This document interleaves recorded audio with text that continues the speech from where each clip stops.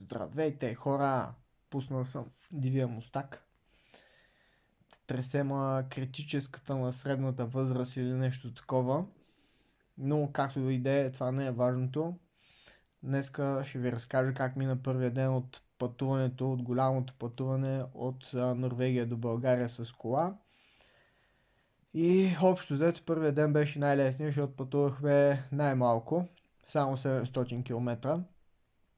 И започнахме от Осло и крайната точка за деня беше Трелеборг, което е най-южната точка на Швеция и там се качваме на ферибот.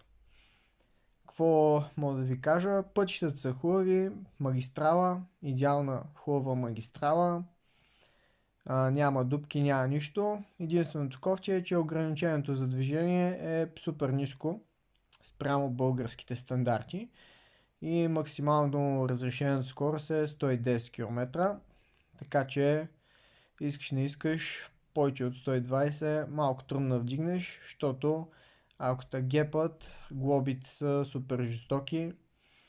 Примерно за 20 км отгоре могат да ви вземат супер много пари.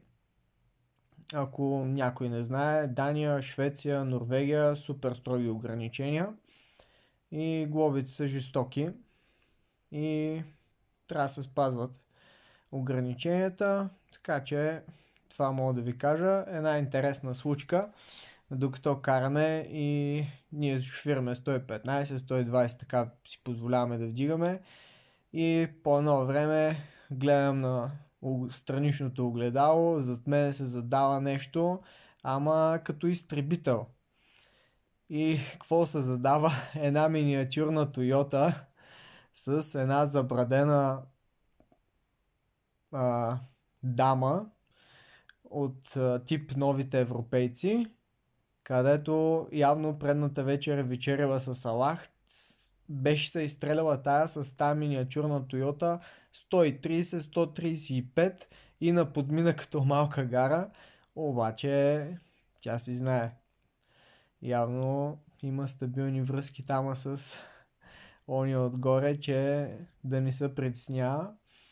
И така, малко скучно пътуването, защото караш 110-115 и времето ни минава, разстоянието ни минава, но най-важното като тръгнеш на път е живи и здрави да стигнеш цял целеничък без никакви проблеми до крайната си точка.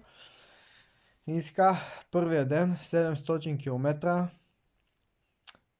до Трелеборг, там на ферибот.